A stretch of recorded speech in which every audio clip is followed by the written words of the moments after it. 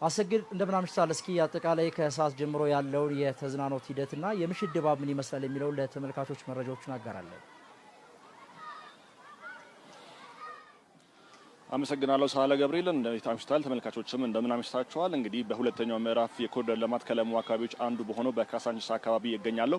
በካሳንቺስ እንግዲህ ምሽቱ ደመቅ ያለ ነው። እንግዲህ በኮሪደር ልማት ስራ እየተከናወኑ ከሚገኙ ስራዎች መካከል አንደኛው የህዝባዊ ስፍራዎችን ማስፋፋት ነው። እንግዲህ በዚህም በካሳንቺስ መልሶ ማልማትም ከተገነቡት በርካታ መሰረተ ልማቶች መካከል አንዱ ይህ እኔ የምገኝበት ህዝባዊ ስፍራ ነው። በዚህ ስፍራ እንግዲህ ከቀን ጀምሮ መገኘት ችዬ ነበር ማለት ነው። እንግዲህ በዚህ አካባቢ በርከት ያሉ ሰዎች ልጆቻቸውን ይዘው በመምጣት የሳምንቱን መጨረሻ ቀን እያሳለፉ ይገኛል ማለት ነው። እንግዲህ ሳምንቱ መጨረሻ በርከት ያሉ ሰዎች ወደ ህዝባዊ መዝናኛ ስፍራዎች ያመራሉ። በተለይ በስራ የደከመ አእምሯቸውና አካላቸውን ለማሳረፍ እንዲሁም ደግሞ ልጆቻቸውን ለማዝናናት እንዲህ ባሉ የህዝባዊ መዝናኛ ስፍራዎች ያቀናሉ። ዛሬም እንግዲህ በካሳንቺስ ቀደም ብለን ተገኝተን የዚህ አካባቢ ያለው እንቅስቃሴ እንዴት ይመስላል የሚለውን ነገር ቃኝተናል ማለት ነው። በርከት ያሉ ሰዎች እንግዲህ ከልጆቻቸው ጋር ከጓደኞቻቸው ጋር እንዲሁም ፍቅረኛሞችን ጨምሮ በርካታ ሰዎች እዚህ አካባቢ ሲዝናኑ ተመልክተናል ማለት ነው። ሀሳባቸውንም እንዲያጋሩን ጠይቀን ነበር። በርከት ያሉ ሰዎች እንግዲህ ይህ አካባቢ ለመጀመሪያ ጊዜ የመጡም እንዳሉ ነግረውናል። ከዛ ባለፈ ደግሞ በተደጋጋሚ ጊዜ የመጡ ሰዎችም እንዳሉ ነግረውናል ማለት ነው። የአካባቢ ልጆችን ለማዝናናት ምቹ ቦታ እንደሆነ እንዲሁም ደግሞ ጥሩ ጊዜ ለማሳለፍ በተለይ ደግሞ የሳምንቱ መጨረሻ ቀናት በከተማችን ውስጥ እንዲህ አይነት ስፍራዎች እየበዙ ነው።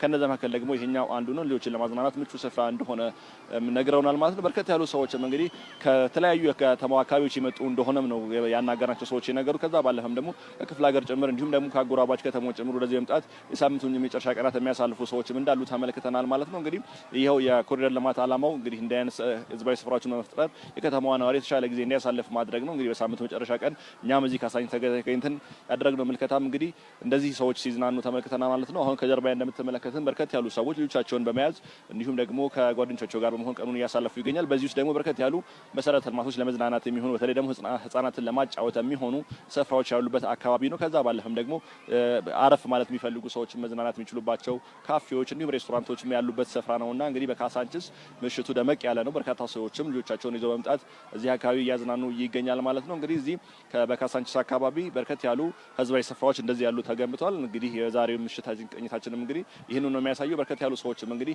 ይህ ስፍራ በተለይ ከዚህ ቀደም ልጆች እንዴት ነበር የምናዝናናው የተወስደን እናዝናና ነበር የሚሉ አብዛኛውን ጊዜ የመዝናኛ ስፍራዎች እጦት ሳቢያ በቤት የሚያሳልፉ እንዲሁም ደግሞ ተደጋጋሚ በሆኑ የመዝናኛ ስፍራዎች እንደሚያቀኑም ነግረውናል። ከዛ ባለፈ ደግሞ ይሄ በካሳንቺስ የሚገኘው ደግሞ በአብዛኞቹ በከተማዋ በኮሪደር ልማት የተገነቡ የመዝናኛ ስፍራዎች በነጻ የሚገቡ መሆናቸው ሁሉንም የህብረተሰብ ክፍል ያሳተፈ እንዲሁም ደግሞ መካከለኛ ገቢ ያለውን ዝቅተኛ ገቢ ያለውን ሁሉንም አይነት የህብረተሰብ ክፍል ያሳተፈ መሆኑንም ገልጸውልናል።